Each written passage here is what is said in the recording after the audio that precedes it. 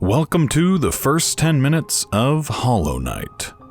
I'm Master Conniff, and in this video series, I take an uninterrupted look at the first 10 minutes of a video game and then discuss my first impressions afterwards. No commentary, no pauses for the first 10 minutes. We'll unpack everything at the end, so stick around or skip ahead 10 minutes. Let's get started.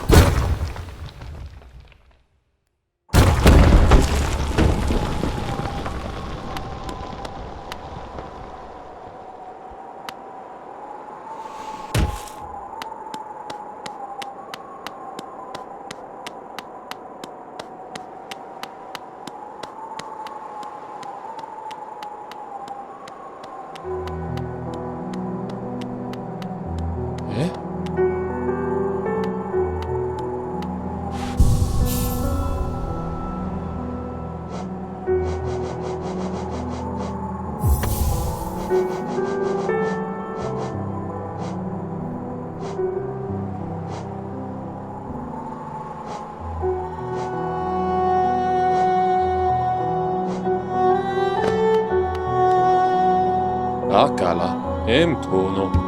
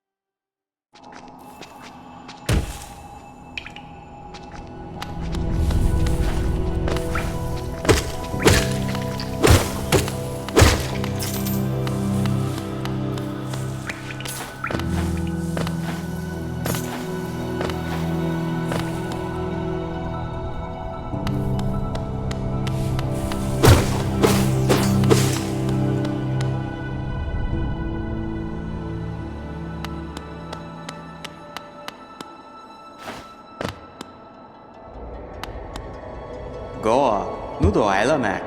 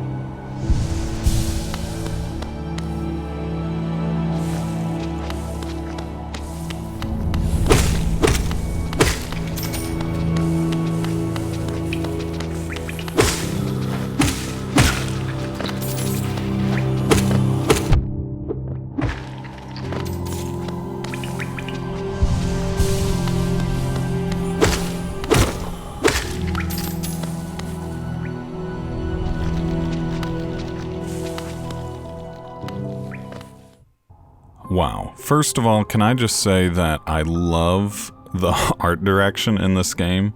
Team Cherry did a fantastic job, and they were a team of just 3 people. So everything you saw, which was a fraction of what this game actually is, like there's a ton. This is probably the biggest platformer I've ever played. And I like to compare it to if a platformer were like Skyrim or something, like an open world game. Like it's the Skyrim of platformers as far as like big scope and everything. So right away, let's talk about the controls because it's very smooth. You saw me at the beginning there jump up and down. I was testing something out because if you hold the button down, you jump higher. I didn't tap it, but if you do tap it in-game, you jump a little shorter. So when I'm leaping up from these little platforms, I'm not holding the button down as long as I would for a long jump. So I like that right away. It gives me control. I played games like Shovel Knight, and I don't think that's a feature, I guess I could say. So right there, just a little bit of platforming, like you can see it's very responsive, and the longer you play, the more you feel it out. So, surprise, I've played this game a lot. At the very beginning, you saw my other saves. I have 110% of this. I think the max percent is 112. So I'm pretty experienced in Hollow Knight, but at the same time, I have not touched this game in, I don't know, months. Like since the beginning of this year is when I did that first save and got all the way to the end and whatnot. So Yeah. Actions, basically you're going around hitting things with your nail, which is what they call swords in this universe, in Hollowness, you know. And as you saw there, like, it does everything from kill insects, open little blocked doors or blocked walls, whatever.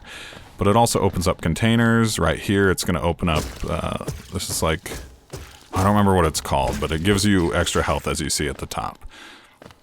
Earlier I focused, which is you hold B, and that'll let you heal. And your soul is kind of in the left-hand corner up there, the little mask-looking thing. That's your soul. That's your soul meter. You get some every time you connect a hit like that on an insect, I should say, not necessarily a wall. But yeah, right here. Actually, no, it's not right here. It's coming up. You can tell I've played for a while because of my method of getting across this pit, the spike pit. Normally speaking, you would not be able to get across this, but I have lots of experience, and so I just bounce my way across. There is a lot of these little things throughout the entire game. A lot of like, maybe not a lot, just several, but it's kind of how, like, think a game where the lore is built in the world. It's not so much cutscenes. There are no cutscenes in this game, other than that first one, and then depending on the ending you get at the end. There are no cutscenes. However, you do have dialogue with other bugs, which you'll see later on. But a lot of the lore of the place, Hallownest again, which is the city, is built around those little, I don't really know what to call them, because there's a lot of different ones, just different lore tomes, I guess you could call it. So they tell the story well, and there's actually a surprising amount of information on the game, like just backstory. And I don't know how much of that has been given by Team Cherry or if people are just deriving it from game, but you get the point. So this opening area is right before you get to Hallownest. Obviously you open this door, and then as you saw previously, or if this is your first time watching, we will open up into Dirtmouth, which is kind of the original city on the surface before you go below and get into the actual city. Alright, so we're going to move from on the rails to more off the rails and focus more on my overall thoughts.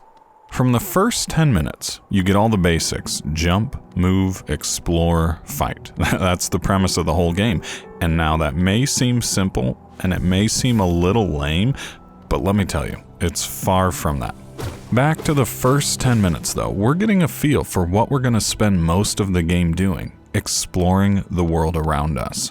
We know from the cutscene that something has awoken in a weird cocoon thing, so that kind of sets the tone and the ultimate goal of the game. Well, we find out later that it's called the Temple of the Egg, and at the same time we meet one of the few NPCs we'll see frequently on our travels. His name is Quirrell. I really like that the game gives a little text overlay for both certain locations and NPCs. This allows you another opportunity to learn more about the world you're exploring.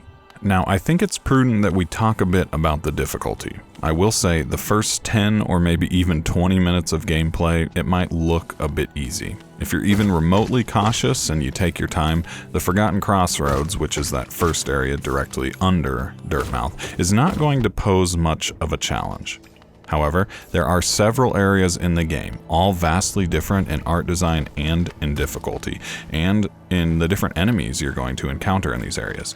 For the sake of this video though, I'm not going to show anything outside of this little initial area, well, other than the God Home, which is a DLC, but it's separate. So you're not getting spoilers, and any time that there might be something that you might think would be a spoiler, I'll explain a bit why I don't think it's a spoiler for you.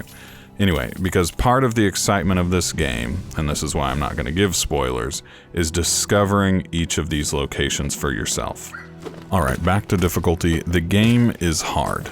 It's not going to hold your hand, but it's not going to maliciously punish you for not learning its system. So if you die, as in you take more hits than you have little masks, you will lose all your geo and respawn at the most recent bench you sat at. And if this happens, now your goal will shift slightly and you'll want to focus on defeating your shade, which will be waiting for you at the location of your death. Because if you do not defeat your shade, you will not get your geo back. So if you die a second time before you've beaten your shade, the geo you had up until that point is gone.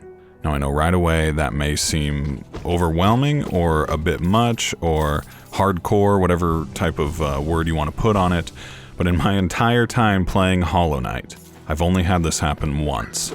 And it's because of these stupid fly things. I don't even remember what they're called, but they're in the Crystal Caverns. That's all I will tell you, no spoilers. When this did happen though, I think I lost around 1.5k geo, which might seem a pretty big blow early on, but the more you play, the more you earn, and it's not terribly difficult to make it all back. Okay, so with that out of the way, let's talk about boss fights. Hollow Knight does have boss fights, and I suppose you could explore for 10 to 20 minutes, well, definitely 10 minutes as we saw earlier, at the start of the game and not stumble upon a single one of them. They are in set locations within the world, and sometimes they have little boss markers on your map. Which is a perfect segue to talk about the map, and we'll come back to boss fights, but you can find this bug throughout the different zones. He will sell you his work-in-progress map to the area that he's in for some amount of geo depending on the zone, as in some of the zones cost more than others. Then, after doing this, well, after meeting him for the first time, which will be in the Forgotten Crossroads, this opens up a shop back in Dirtmouth where you can talk to Whistling Guy's wife. Here you can buy various upgrades to the map, including a quill that will let you fill in areas after you've discovered them and have sat at a bench. She also sells a charm called Wayward Compass that will put your icon on the map so you can see exactly where you are. But now it's time to go back to boss fights, which is my favorite part of Hollow Knight. Seriously, they are incredible and very unique. There are 35 unique boss encounters in the game, with quite a few having their own second version too, so I think the total count is like 42 or somewhere above 40. Needless to say, there's a lot to try and conquer and defeat. The beauty of this is that not all of them are within the path you may travel to complete the main objective. So for some of them, it's a real treat to stumble across them when you're far from a bench and you're all of a sudden thrust into an encounter you may not fully understand. Seriously though, that is part of a game that I enjoy. Remember this, the game doesn't hold your hand. This boss fight here is found somewhat earlier in the game after you've gotten one of a few different abilities. It's one of my favorite fights because it's like a little dance. Also, listen to that music. The descending, sort of chaotic sounding motif really contrasts nicely with how uniform and precise this fight is. Now, the best part about this is there's actually a second version of this called the Sisters of Battle or something like that, and it's all 3 of them at once. I've not even attempted it because I think you have to unlock it in a Pantheon or something. But anyway, that's the God Home DLC, which, real quick caveat, all the DLC for this game is free, and if you buy this on Xbox, it'll be the Void Heart edition or Void Knight edition or whatever, Void Heart I think, that you saw at the beginning, kind of the opening title. All of it is free, and we get an entire sort of story DLC, the God Home, which is kind of like a boss rush DLC, and then a few other things, but yeah, all free. Way to go, Team Cherry. I mentioned before, but let's discuss upgrades, because at the beginning of the game and the end game, they're vastly different. Here's my charm and character menu at the beginning of the game. And here is my menu at the end of the game. Notice the vast difference. I wouldn't really call this a spoiler because you don't really know what is being shown if you're brand new, just that the size and scope of what you can discover is massive. While we're comparing the beginning and the end, let's see a comparison between a brand new save and my end save. This is the False Knight fight. It's more than likely either the first or second boss you'll come across. As such, here is the first encounter. And here is the second encounter. You'll find that my strategy through both of them is the same. It's supplemented at the end game with a better nail and more powerful charms, and the Shadow Dash ability. But the nice thing is, at the beginning, you're using the same strategy. So you form the strategy early on, and then you just adopt little different things as your abilities and your skill grows. And in case you're wondering, well, this doesn't look too hard, just for a bit of fun, here is my failed attempt at probably the hardest or second hardest boss in the game, depending on who you ask. Again, this doesn't really spoil anything because there is no context, but it's nice to see the variety and difficulty in boss encounters between the False Knight and Nightmare King Grim.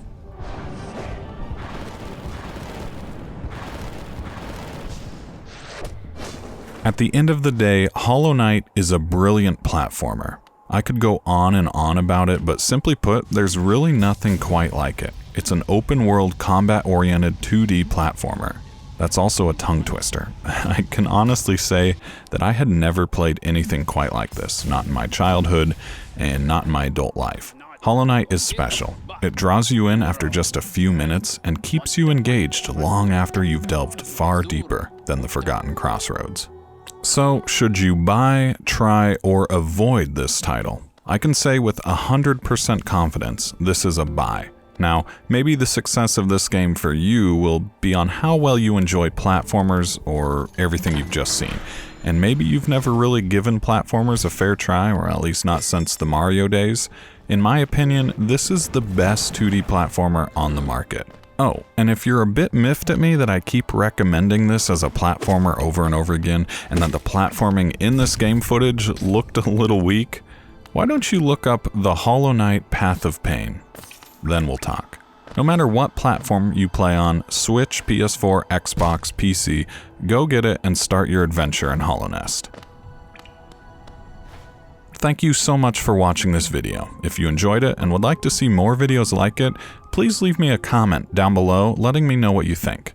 Also, if you'd like to join my Discord community and talk games more in depth, we can talk video games, board games, what have you, you can find the link in the description below. Again, thank you for watching, and I'll see you in another video. Well, my voice will... you get the point. Peace.